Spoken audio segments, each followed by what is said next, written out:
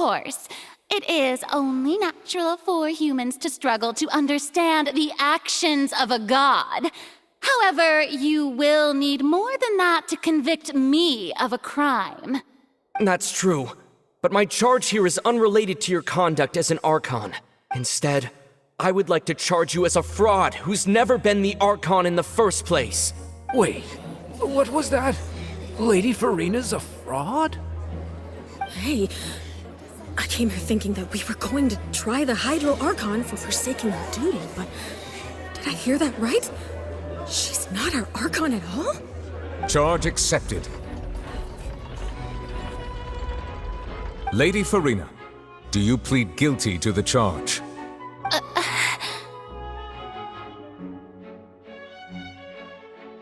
Lady Furina. I plead not guilty.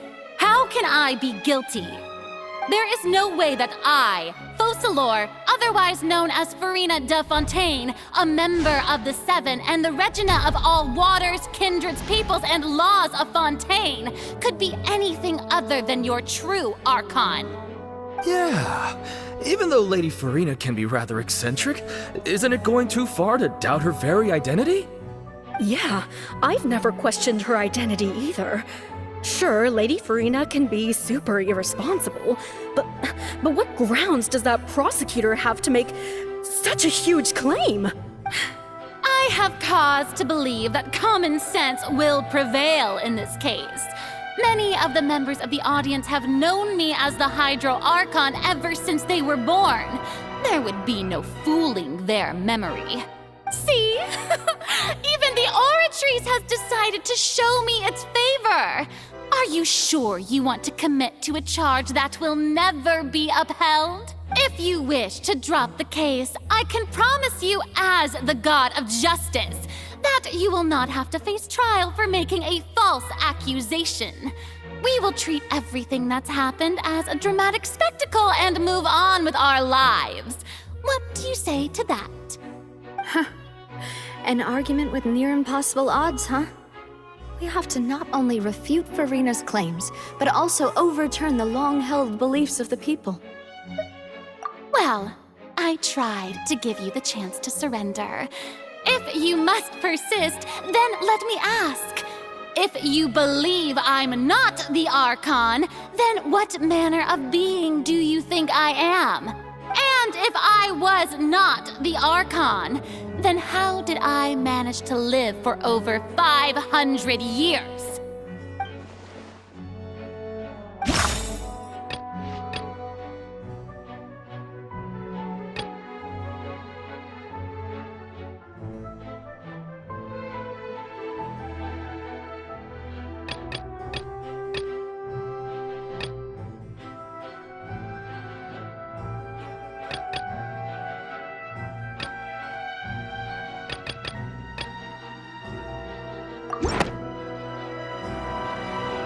First of all, you may be a member of another long-lived race, which would allow you to naturally possess an extended lifespan.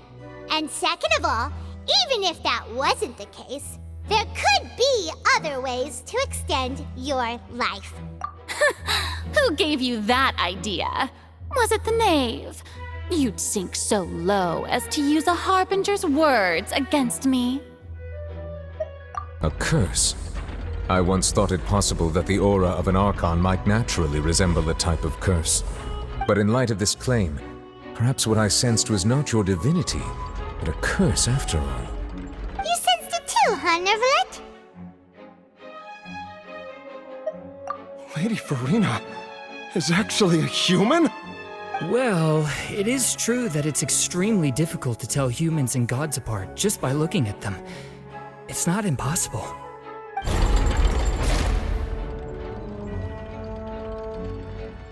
Well, don't start celebrating too early now. Even if I have been carrying a curse like you said, how does that prove that I am merely a human being? Besides, everyone knows that the main difference between a human and a god is the possession of authority. Gods can do what humans cannot. That's why they're worshipped as gods. For centuries, manifestations of my authority have served the nation of Fontaine. One need only to turn their eyes towards the Oratrice Mécanique d'Analyse Cardinal in this very opera house, or consider the indemnitium that is used in every aspect of life.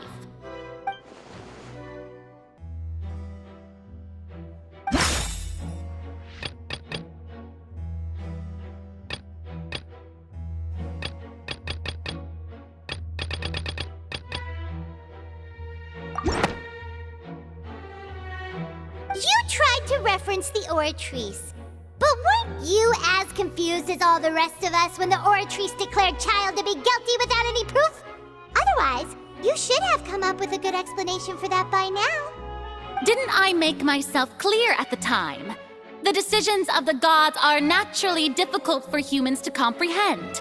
There is no need to provide an explanation.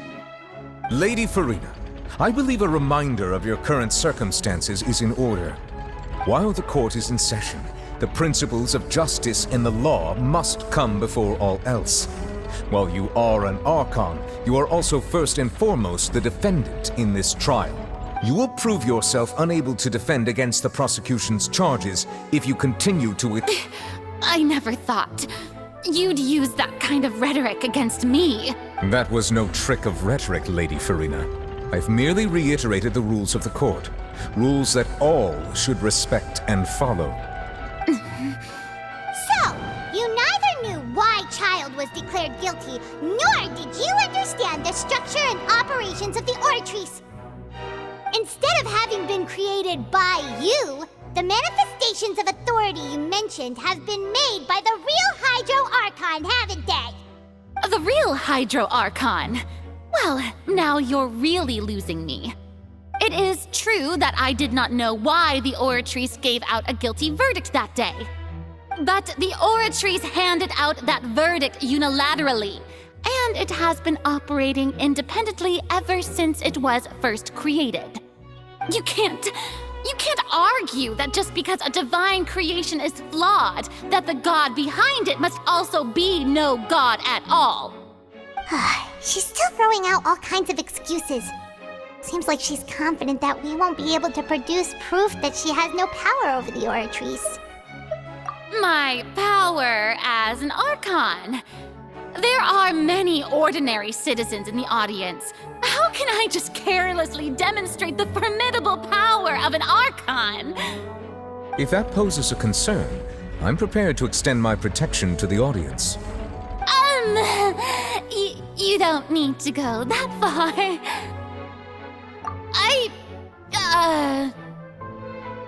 Aren't you the Hydro Archon? Or is it that you can't even wield the power of Hydro, much less the authority of a god? Indemnitium! Yes! It's all because of Indemnitium! All Archons derive their power from the faith of the people, and I've converted the people's faith in justice into Indemnitium! Thus did I give up all of my divine power to provide everyone with energy for their daily lives. Have you ever seen a more magnanimous god? Isn't that a huge stretch? Yeah, no matter how generous an Archon can be, how could they give up all their power? Can a god with no power even still be called a god? It seems like nobody's buying Furina's excuse. Hey, come now, everyone. Please don't stare at me as if I was a liar. I'm still the same Furina you knew, right? The one that you loved. Shouldn't you want to believe in me? Please? You've got to believe me. If what the prosecutor said is true, she really has committed a grave offense. Did she deceive all of us? And all of our parents and grandparents too? And all of our ancestors? Ever since they were born? Enough! That's enough. Tell me then, if I'm not the real Hydro Archon, then who is? If you have no evidence of another Hydro Archon's existence, nor can you find anyone who can back up their claim to be such, then what grounds have you to say that I'm not actually the real deal? Wow, she came up with yet another argument. How can we refute her now? Seems like she really doesn't want to give up.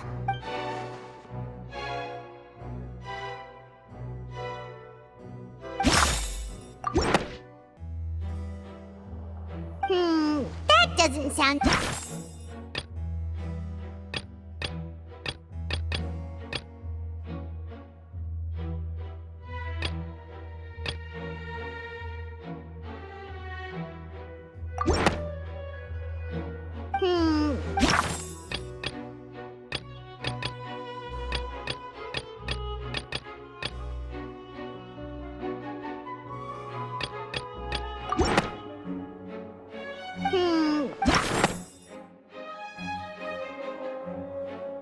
It has been established that all Fontanians can dissolve in water from the primordial sea. And that means... Since you insist on claiming to be a god and not a human, then there's a method that you can use right here and now to eliminate all suspicions of you being the latter.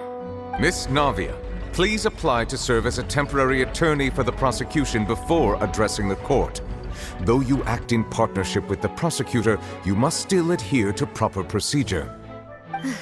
Super sorry, Monsieur Chief Justice. I swear this really will be the last time that I'll speak out of turn. Now, I've brought some seawater from Poisson.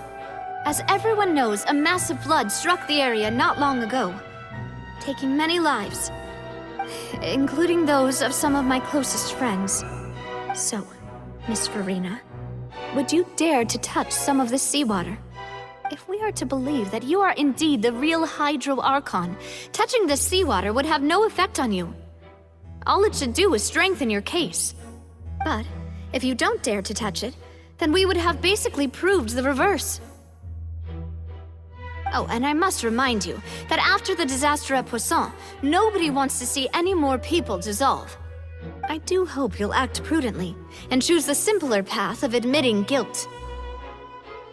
Navia from the Spina di Rasula. The Spina has governed Poisson for many years. I guess her suggestion is valid. If Lady Furina is indeed just a human, she's probably Fontanian like all the rest of us. Would she really dare to try?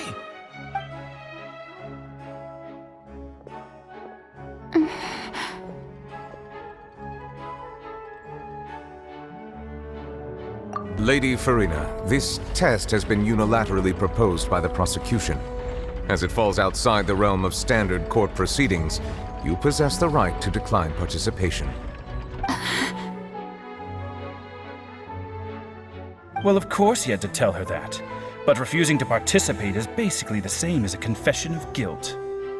She's just staring at the water without saying a single word. It really does seem like she's quite terrified of it. That could only mean... What's going on? Is she really planning to... That's not what we thought she would... Due to the inherent risk of the test, Lady Furina, you may... What? Hey!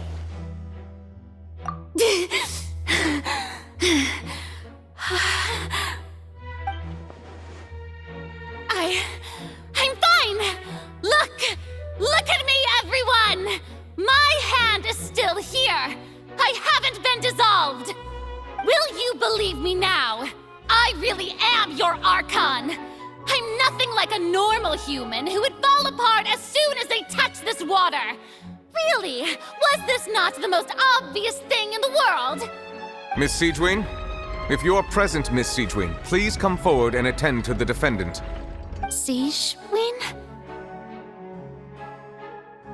Don't be nervous. It'll just take a few seconds. Let me see. That should be enough. Please announce the results of your evaluation to the court, Miss Siegewin. As everyone doubtlessly saw, Miss Furina was displaying symptoms of hyperventilation and flushed skin. These indicate that she was experiencing the adverse effects of exposure to primordial seawater. The extent to which she was affected is the same as other humans when exposed to primordial seawater of a similar concentration. Thank you, Miss Siegewien. Lady Furina, you may return to the defendant's stand. Oh, wait. What did she just say? I didn't get dissolved. Shouldn't that be enough to prove my innocence?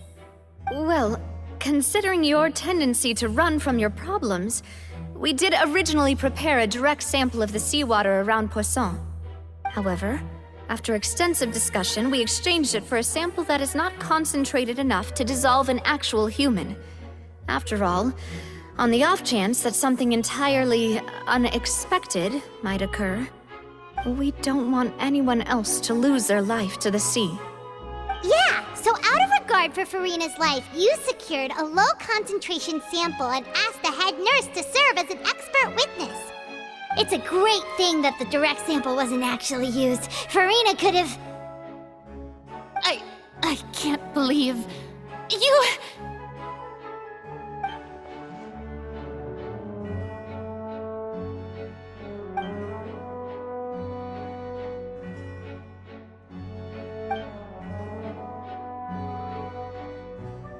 Listen to me, everyone! Please don't give me such cold and disdainful looks! What happened just now didn't prove a single thing! Think about it! How can you conclusively prove that an Archon can't also be affected by the primordial seawater? Also, if I was really just a human, why would I dare to just put my hand in that kind of water?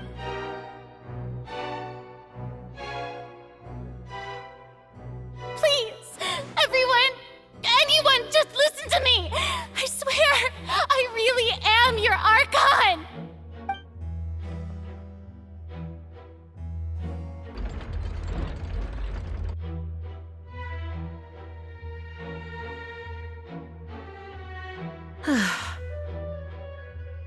I don't think anything she says at this point will sway anyone.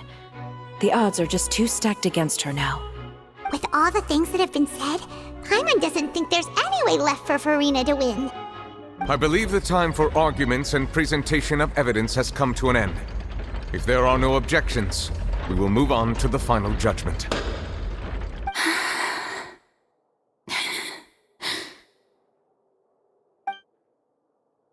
I don't think anything she says at this point will sway anyone. She's too stacked against her now.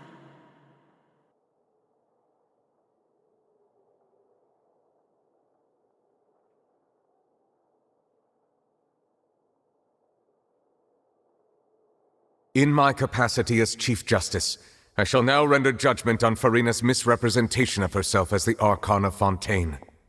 As a human who knowingly deceived her fellow citizens, Furina is... guilty.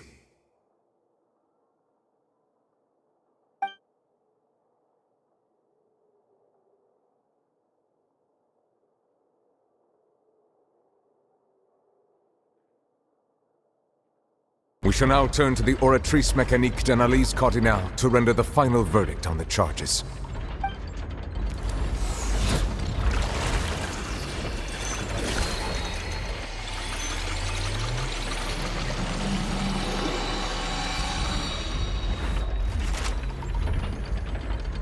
According to the judgment of the Oratrice Mécanique d'Analyse Cardinale, Furina is...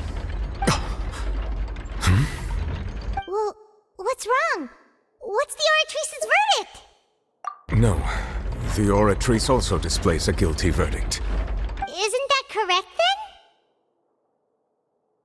then? However, the exact wording of the verdict is thus.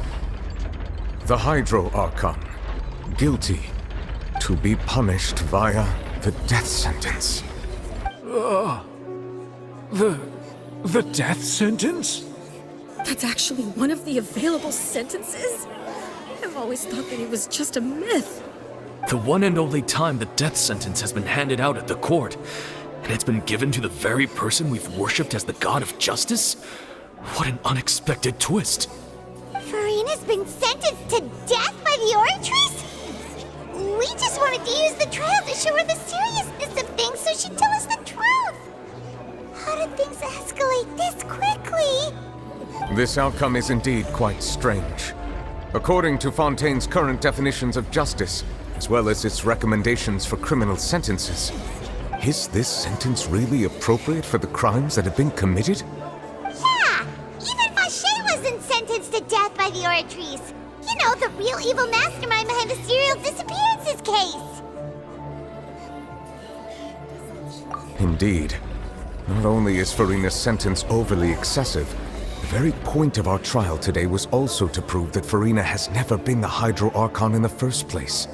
But now, the Oratrice seems to have deliberately invoked the title of the Hydro Archon. What does this mean?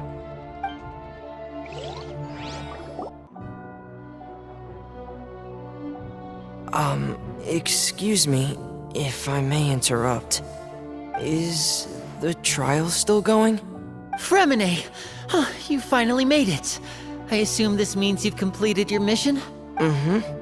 Any mission Father assigns to me will always be top priority. Is that the first prophecy slate? Huh. So the knave privately arranged for Freminet to try and find the missing slate. I looked everywhere and finally found it at the bottom of the sea. It took me a long time to get around some dangerous stretches of water. But has the trial already concluded? Then doesn't that mean I've come too late? Oh no. Father will be disappointed in me. Thank you for your hard work, Mr. Freminet. Please allow me to review the record left on the slate. Traveler, I believe that you have already seen the other existing slates. I would like you to come here and confirm their contents. Huh? So what do you see? What is it?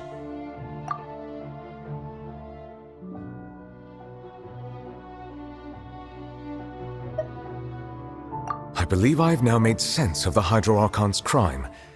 It has to do with Fontaine's lost history. Huh?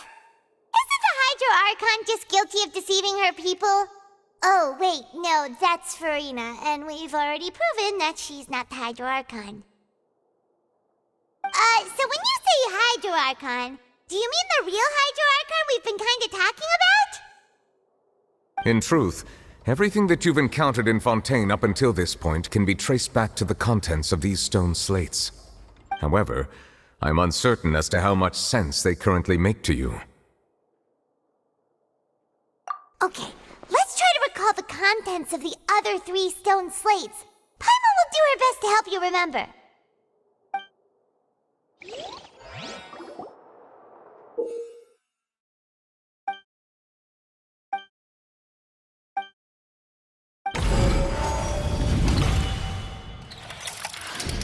The first stone slate describes what you just said.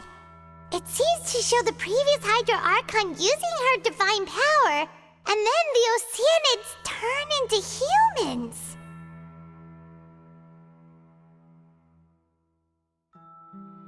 Does that mean that Fontainians are transformed Oceanids? Oh, Paimon wasn't expecting that. But if Oceanids can turn into humans, then perhaps this process can be reversed as well. The second stone slate shows Celestia floating in the sky, and the Hydro Archon and her people worshipping it together. But the heavens still brought judgment down upon them. This must be the point when the Hydro Archon and the Fontainians were branded with their original sin. Does this mean that the original sin and the Hydro Archon sin are the same thing? The third slate shows the Hydro Archon sinking into the sea surrounded by many people. That reminds Paimon, didn't we also watch that happen to someone else? Well, the fourth slate is the prophecy the Fontainians have been talking about. People dissolving into the sea, the Hydro Archon crying on her throne, and so on. We didn't believe that such a crazy disaster could happen at first, did we? But after that incident, it was just a question of when and not if.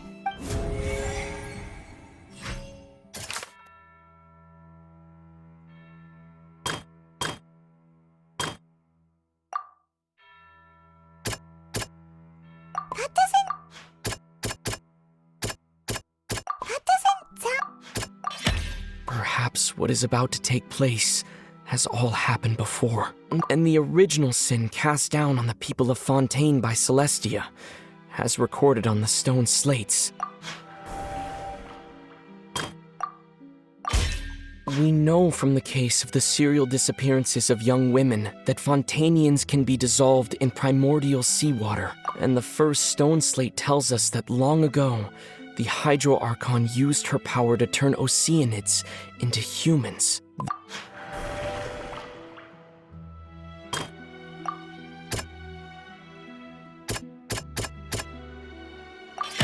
It's not as simple as falling into the sea. When Navia fell into the sea, her consciousness was subjected to judgment.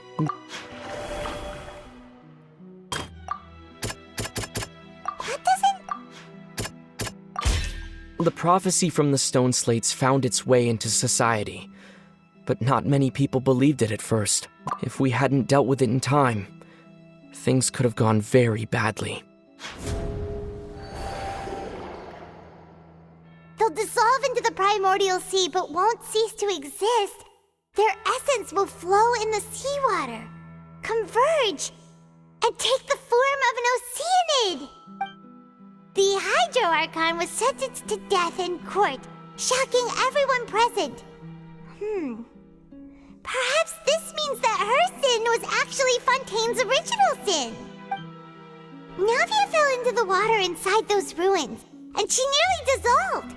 She was surrounded by the people of Poisson in a court within her consciousness, and was forced to take part in a trial meant to make her stay. The eruption of the primordial sea at the fortress of Meropide was the surest sign that the prophecy was about to come to pass no matter what. The prophecy's contents can all be verified by recent events. If we combine what we know together, loads of truth should come to light.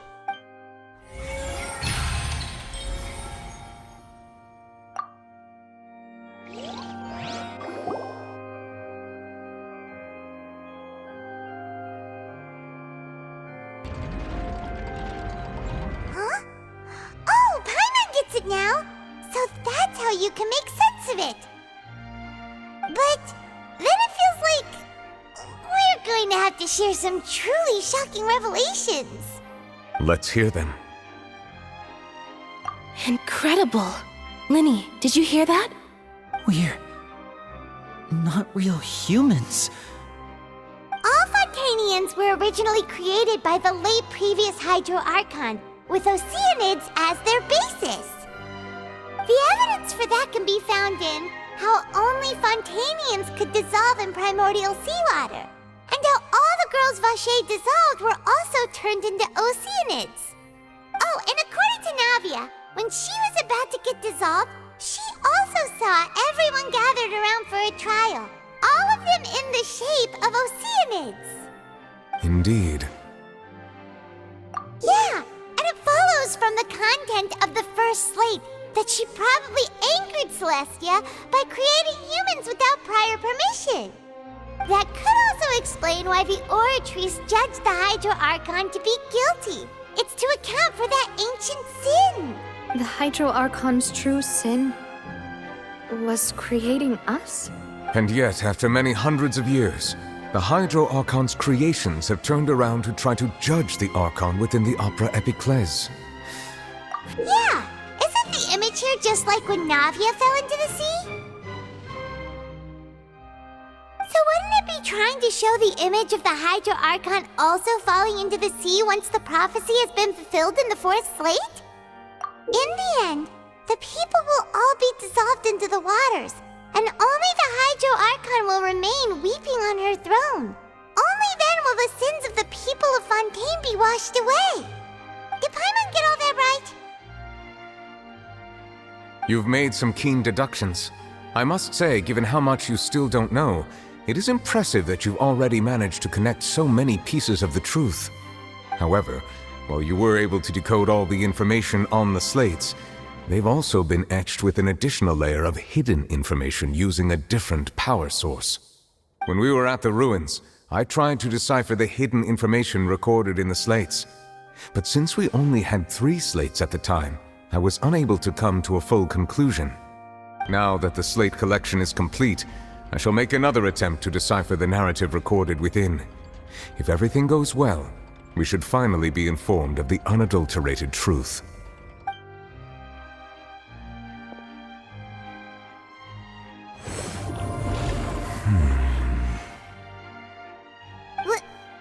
Well? Did you get it? I believe I should share this truth not only with you, but with all the people of Fontaine as well. I will try to briefly summarize it for you.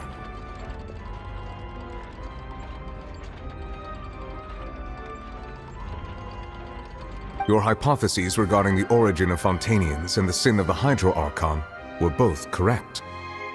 In the Fontaine of old, the previous Hydro Archon sensed the yearning of her Oceanid familiars for life on land.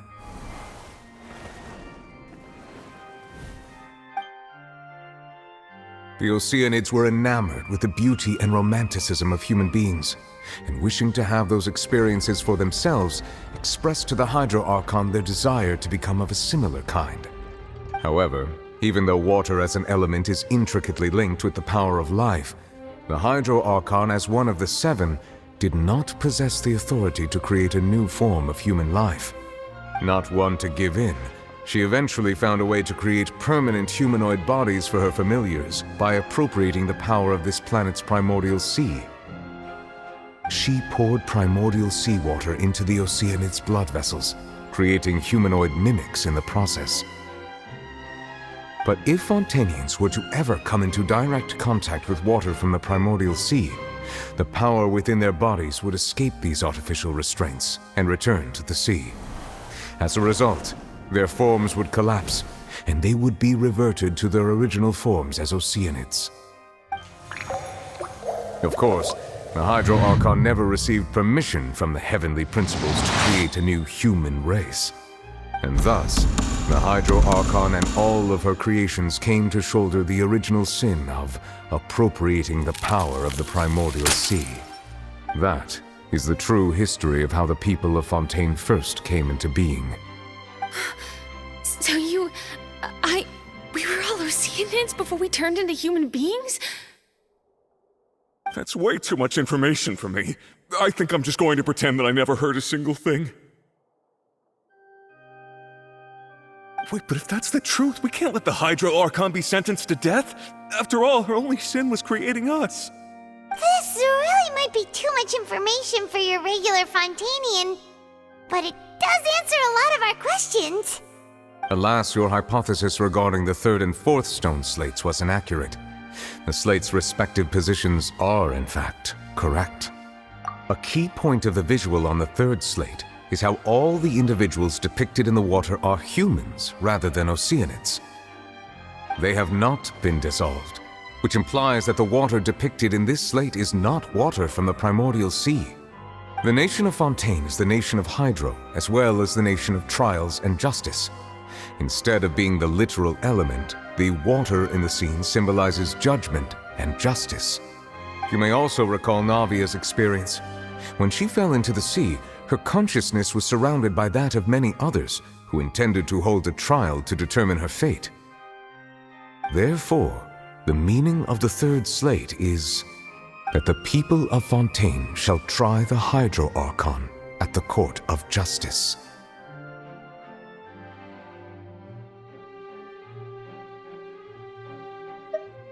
Yes, it refers to our present situation. I think I'm following now. So, what you're saying is, even though we decided to put on this trial to avoid fulfilling the prophecy, in truth, everything we've done has happened exactly as the prophecy foretold. So now, it seems, we're the ones making sure it comes true. What should we do? Huh. No matter what, the prophecy will be fulfilled. Is this what it feels like to be a prisoner of fate?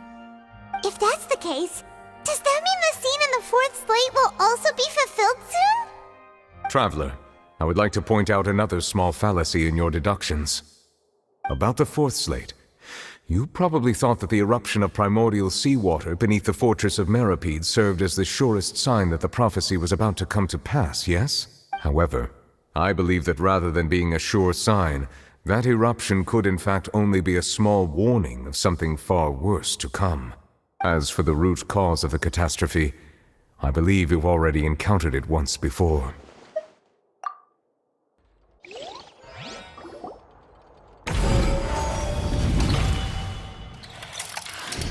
This eruption was just a small warning of the things to come. We must find the root cause of the disaster.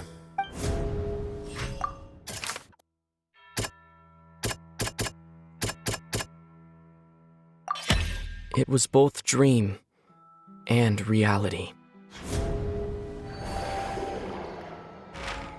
If we're talking about a true culprit, that could only be that thing inside the primordial sea, right? The truth, the original sin, the trial, and the root cause of the disaster.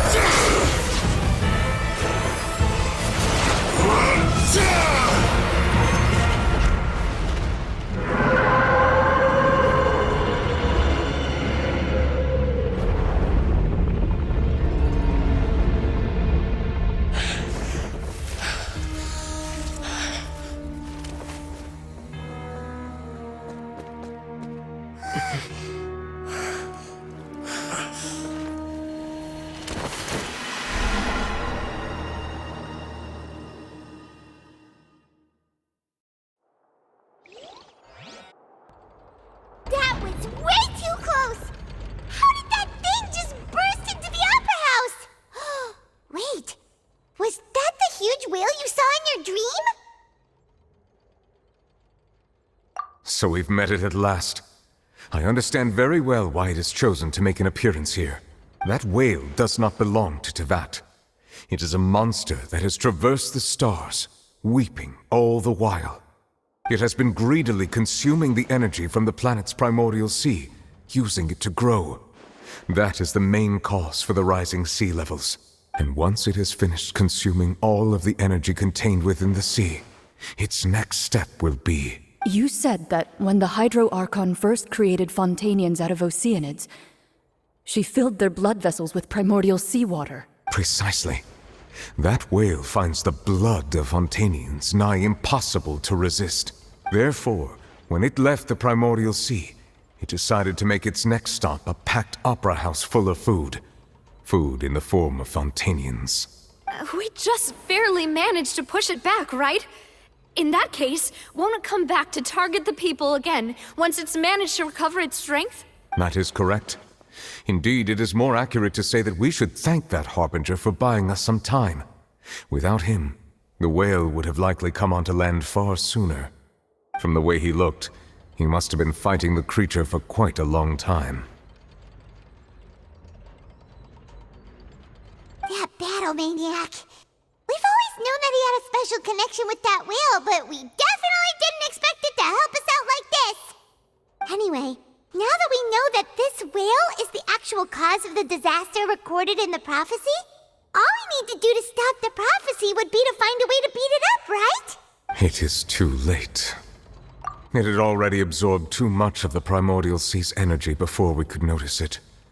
At this point, It has become practically integrated with the sea itself. Even if the entirety of Teyvat were to be destroyed, it could still survive and swim off towards some other world. That's not something I will accept.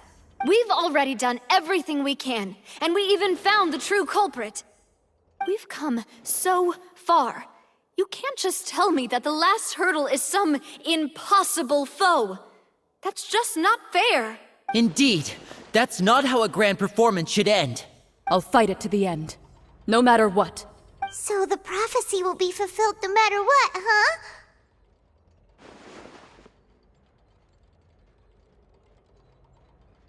The prophecy.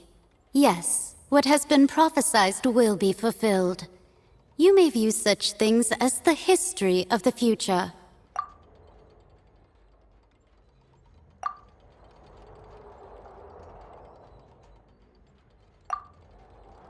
Just as prophecies are usually only the future as seen from the perspectives of the gods, could things be happening in hidden corners where the gods' gaze does not fall?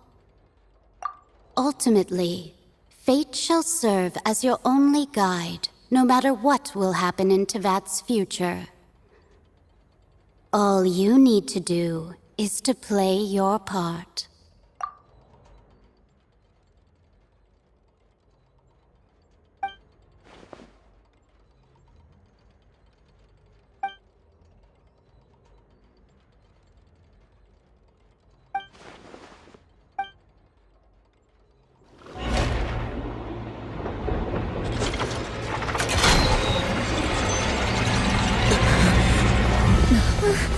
What's happening with the aura trees? I believe it is preparing to carry out the death sentence.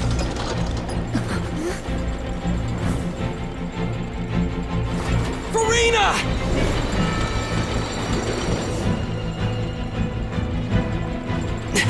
No, I still need answers.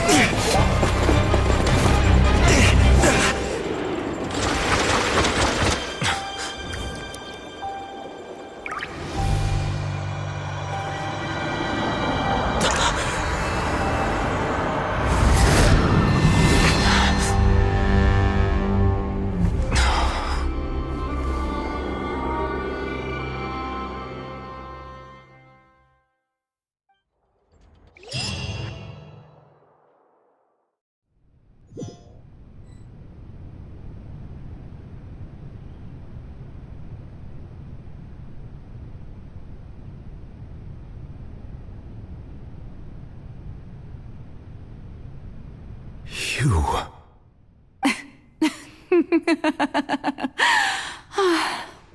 Sorry. That shocked expression on your face is just too amusing. I couldn't help myself. You are not Furina. Who are you? The sweet sound of bewilderment. Marvelous. A sure sign that my attempt to deceive everyone was a resounding success. But to answer your question, I am Focalors. You know, the god. Focalors? Why did you deceive us? Oh, that wasn't my goal, of course. Goodness, no. But I had to fool everyone else too, if I was to stand any chance of deceiving the heavenly principles. Deceiving the heavenly principles? It's all because of that pernicious prophecy. Dreadful, wasn't it? Everyone doomed to dissolve. Fontaine condemned to be flooded. One was not amused. In fact, one was positively bemused when that problem was thrust upon me by my dearest predecessor. That's the former Hydro Archon Egeria, for the uninitiated. It hardly gets more disastrous than a preordained national catastrophe, now does it? She knew full well that the prophecy would surely come to pass. And as one of the seven, she also knew full well that one defies the heavenly principles at one's peril. So yes, as you have no doubt surmised, it was a rather impossible situation that I found myself in. I spent a terribly long time mulling it over, alone on the ocean floor. And I was almost growing barnacles by the time I finally realized there was only one possible solution to this confounding conundrum. I had to outwit the heavenly principles, allow the prophecy to be fulfilled, ostensibly at least, while saving everyone at the same time. I'm a genius, I know. I can only assume that's why Egeria chose me as her successor. Although, looking back now, it was hardly the inheritance one dreams of.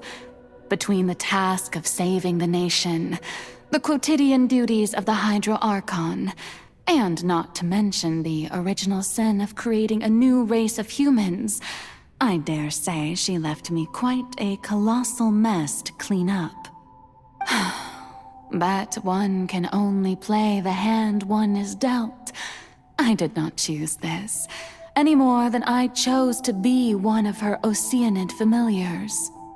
So you were also once one of the Oceanids, transformed into a human by Egeria's hand? Yes, I was. I always dreamed of becoming human. And I still do, even now. In my eyes, to be human is to be part of the greatest opera ever known.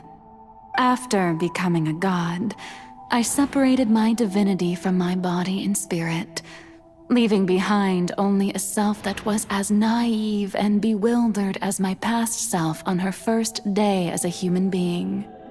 The me you see before you now is that divinity.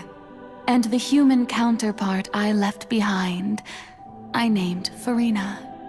She could feel joy, sorrow, and everything in between.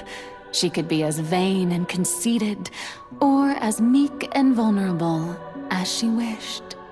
Her strengths were of a kind only a human could possess, as were her shortcomings. But in my eyes, Furina's humanity was what made her perfect. She was perfectly human in every way. The person I always wanted to be. Anyway, so then I cursed her. All part of the plan, of course. The plan to deceive the heavenly principles. Do you still remember the final scene of the prophecy? The Hydra Archon alone, weeping on her throne. In order that the prophecy might appear fulfilled, I invited Furina to be an actress, to play the part of the Hydro Archon in the prophecy. Under the curse I placed on her, so long as I, Focalor's divinity, continued to exist, she could not die. But nor was she free to live her life in the pursuit of happiness. Instead, she was forced to take the stage in the opera house, to embrace the role of leading lady, to forever play the part of the god from the prophecy, all to create a deceitful appearance of that prophecy coming to pass. I suppose now you probably understand why your court is called the Opera Epiclese. But Furina is only human, isn't she? Even though she has had a long life, her mind is no stronger than that of any other ordinary human being. I cannot begin to fathom what she has had to endure. It must have been torture for her. It has indeed. And although she is, in a sense, me in human form, I most definitely owe her an apology for it.